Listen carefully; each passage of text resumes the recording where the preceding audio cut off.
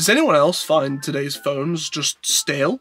Now don't get me wrong, you can do basically anything you'd ever want to do on a modern phone, but picking from your choice of black rectangle or black rectangle gets a little bit boring. I would hold up a second phone, but I don't have two phones because I'm not a drug dealer, so there's that. Despite their boring and uniform appearance though, modern phones can do pretty much anything you'd ever want to do. You can code on them, you can do graphic design, you can even record in 4K video. But who would want to do that? Before the smartphone dominated the world, phone companies spent a lot of money and a lot of time trying to reinvent the wheel in terms of phone design. I'm going to call this period the Wild West of phone design because it sounds cool and also I like cowboys. So, let's get into it. I'm going to separate this video into 3 sections, or rather the phones into 3 categories. These 3 categories are as follows. Slidey spinny phones. These are phones that slide or spin. Then we have flip phones, which are phones that flip. And then we have dumpy phones. If there's a phone that doesn't slide, spin or flip, but just looks weird and makes you think, why would you ever make that? Then that is probably a dumpy phone. So let's start off. Slidey, spinny phones. The LG Breeze is probably one of the best examples of a slidey phone. At first glance, it just looks like your typical rectangular phone, and then you push it one way and the keyboard just pops out. You got a full QWERTY keyboard in this bad boy. And then there's the Motorola Flip Out, also known as the Motorola Flip Out MB511, but I'm not going to call it that, I'm just calling it the Motorola Flip Out, okay? This was called the Flip Out because you lose your mind when you see what it does. This thing came in multiple flavours, including raspberry and orange, and had this weird hinge which was somehow slidey and spinny. Look at this thing. How does it do that? Then we have the Siemens SK65. This had maybe the worst looking QWERTY keyboard design I've ever seen. How is that going to be comfortable? I have no idea how I'm meant to hold this thing. But it did allow you to use it as a crucifix. So if you ever got to kill a vampire or exorcise a ghost, this is the phone for you. Well, if you're not a Christian, the next phone might be a better option. This is the T-Mobile Sidekick. Now, I know this thing doesn't really look like a phone by modern terms at all, but it's also not even called the T-Mobile Sidekick. That's right, I lied to you. It's actually called the Danger Hip Top, which sounds way cooler. Why didn't they call it that? They just got rid of it. It's made by a company called Danger Incorporated. That's awesome. When this came out in around 2002, it was quite a huge innovation. This thing allowed you to browse the internet and do emails all on one device, and it had a full keyboard as well. This was quite close to giving the user a desktop feel on the go, which wasn't really something you had at the time. Not on a phone anyway. But this does have like a weird slide up screen and these like fun bags that you just grab on the side to keep hold of it. They've probably got proper names, but I'm going to call it fun bags from now on because that sounds horrendous. It also has an advert featuring Paris Hilton and Snoop Dogg talking about melons. I'll just roll it. It's weird. Hey, Bert, do you know what a ripe honeydew is supposed to sound like? Ah, the honeydew, the sweetest of all the melons. Jeffrey, don't shake them. Don't you knock them together? Don't worry, I'll just IM some people. You gotta listen for the tight, hollow sound. The new T-Mobile Sidekick 2 with phone, web, IM, and more. Shaking the honeydew, I won't do nothing but make you look stupid.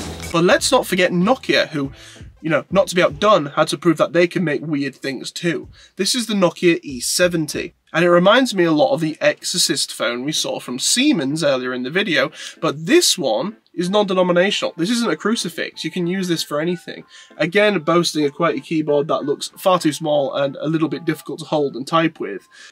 This thing had a number pad on the front of it, but then the keys were on the inside of the number pad, so you'd sort of fold it out like a butterfly kind of design. I've got a video of this just so I can better demonstrate what I mean, and I found this video on a YouTube channel from a guy called Megabojan1993, where he demonstrated how the phone works, which is great. These videos allow us to see how these things work when we don't own them ourselves. However, Megabojan went about this a really weird, creepy way by demonstrating how the internet works by looking up photos of Chloe Martinez?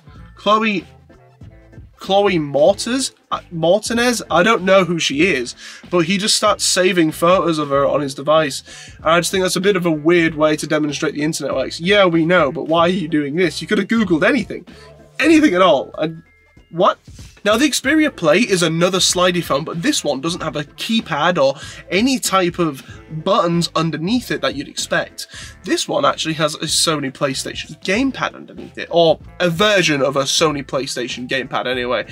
You're not going to find toggle sticks here. Now you could use this thing to play mobile games. You couldn't actually play PlayStation games on it, though there were some mobile ports. I was hoping this thing would be like a PSP and a phone, but it's not. It's a phone which can play games a little bit better, which is good.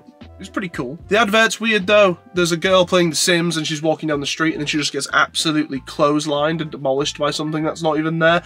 I don't even know what that's about. I'm not sure how a concussion is good for marketing, but there we go. The Nokia N93 is another edition from Nokia, which is also weird. Nowadays, pretty much every phone on the market has a competent camera.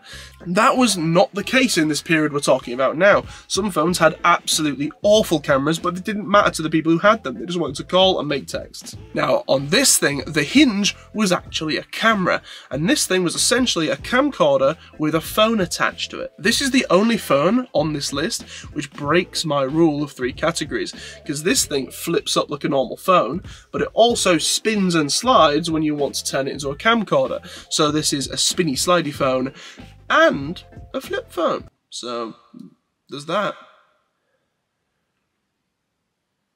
Now, the advert for this one, I looked at the advertisements for pretty much all of these phones. The advert for this one has got some very strange clips that could be used out of context, so I'm just going to start doing that here now. And there's also a man playing 2 titty trumpets, so that's fun. Anyway, flip phone time. This is the Motorola 1200 or 1200 or 1200. There's weird naming conventions for these things. I don't know what you call this one, but I want to get this out of the way because it's a bit of a terrible excuse for a flip phone in my opinion. Because the part that flips on this is just a piece of clear plastic with a speaker on it. There's no screen. The entire phone is located in like the bottom half of the phone. That's all one unit. They just put a cover on it that flips and then stuck the speaker on top and called it a day. Technically a flip phone, but I'm not having it. Up next, we have the Motorola StarTAC. Oh God. What is that thing? This is the Motorola StarTAC Rainbow, also called Harlequin. This thing looks horrendous. This looks like a children's toy. This thing also has a front-mounted battery, which just feels wrong. Although I will say, the fact it exists is actually quite economical. So this was made because Motorola had a surplus of cases of different colours for their other products. So they made this thing as a way to get rid of them, connecting all of the pieces together into this Frankenstein's LSD trip of a phone. Motorola really were the kings of weird flip phones though, because the next one is the Motorola V-Box V100. This also looks like a kid's toy. I think this is just a Motorola thing. They just loved having whimsical designs. But this also isn't really a phone. Now, look, you can make and receive calls, but you can't hear them or speak because there's no speaker or microphone at all. But it does have a full QWERTY keyboard. Now this came out before pretty much every other one that I've shown on this list, so at the time that was huge. Having a full QWERTY keyboard on a mobile device was great. It meant sending text so much quicker. But you can't call at all. Unless you buy an add-on which adds a microphone and a speaker onto the back of the device and attaches just on the back like some sort of wall. And then you have to plug it in to the jack at the bottom with an exposed wire the whole time, which apparently broke all the time from people who had these. I didn't have one of these, but yeah, I don't know anyone who had one of these, but online people say that they used to that cable would break all the time. So great design, great design. I will say though, the best thing about this product I think is the advert. The advert for this one's pretty great. It's like a fake documentary of how the V-Box has taken over this small town in the US, and they all have to have their hands up all the time to show that they're not on their V-Box and going to cause accidents or become a V-Box zombie, as they're called. There's also this one Jerry Springer part as well, which is pretty good. I'll just play that. And she even took the dog. Okay, let's go ahead and bring out Mike, a V-Box zombie. The Nokia Communicator 9000 is maybe my favourite phone on this list. I think this is actually really cool, especially for the time it came out. The Nokia Communicator 9000 was basically everything in one package. It was a phone, it was a fax machine, and could even look at the internet. That's pretty cool. One of the adverts is like a guy putting a drawing into the phone and then it sends it via fax. That's sick. I really like that. It seems to be a pretty sensible design as well. The front just looks like a phone and it opens up and you've got way more. You got your fax machine, your internet browsing, your emails, stuff like that. Seems to work pretty cool. And one of the adverts, my favourite advert, has a man using his Nokia communicator to look at a fish online. Some things just haven't changed.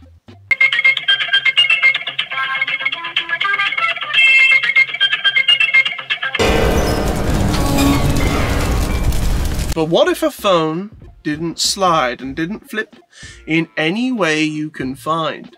But what if it still looked like a hot mess? We're looking at dumpy phones. This is the Nokia 7600, also known as the Nokia Leaf. What were they even thinking with this thing? It's so weird looking. This one had buttons around the side and also had fun bags, like the other one.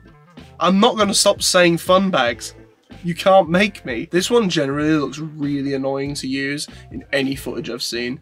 Just trying to grip that thing and press the buttons seems horrendous. Not fun whatsoever. The advert for this one is also really weird, but I can't play it with the audio, so I'll just put the advert here. I can't play it with the audio because Fatboy Slim would sue me into the dirt and probably kill me, so I can't do that. Unfortunately, I'd like to show you it, but I can't, so there we go. I don't even know how this thing would reasonably fit in your pocket either. I think if you just put it on the wrong side, you just get like stabbed by the corners, and apparently to take the back off, you have to take the fun bags, you have to strip off the fun bags. I'm moving on. I'm not saying fun bags again. I'm over it. Do you like lipstick? You like phones? Then you'll love the Nokia 7280. Now this is called the lipstick phone because it sort of looks like a lipstick, but it's not lipstick size, don't be deceived. This thing's about 5 inches long, which is ginormous. 5 inches is huge, by the way. This thing lacks any keypad whatsoever, and you had to use that little tiny dial thing there, which was basically the same thing that was on the original iPods, the little dial turny thing, and you'd have to use this for everything. Typing, making calls, everything. It looked miserable. I've watched a lot of people use this now and it looks absolutely miserable. The only thing I think is cool is its general form factor is quite interesting, and you pull the end up and it reveals the camera. I'll put a picture here somewhere. That's quite cool, but the camera's meant to be kind of crap too, even for the time. So, bad phone in general, I guess. A lot of companies in this period wanted to make their phone as futuristic as possible, whatever that meant. Their vision of the future being sleek and pretty and whatever, and now we just have Fortnite and Five Nights at Freddy's film. The future isn't what I wanted it to be. But I don't think there's a better example of a phone which had such an optimistic view of the future than the Sony Xperia Pureness. Now this thing basically just had a glass screen. Imagine a glass pane and all your text would be on there. It looks really clean and cool, but it has a lot of downsides. For example, it doesn't work in the sun. You just can't see anything because it's glass, right? So the sun just goes straight through it. You can't see anything at all. So that's not great.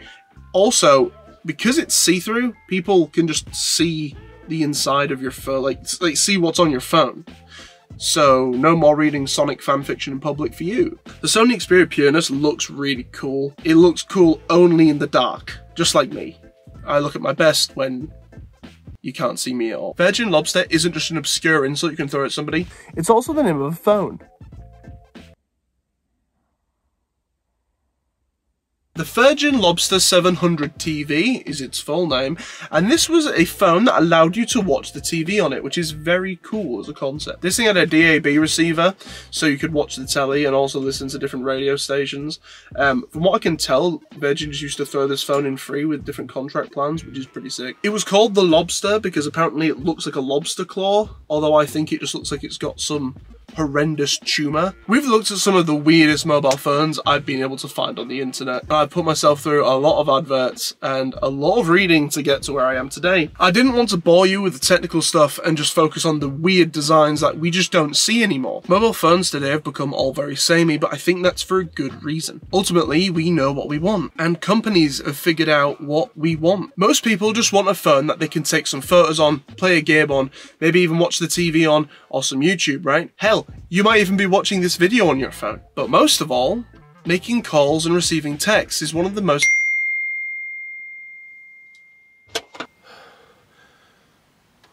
What?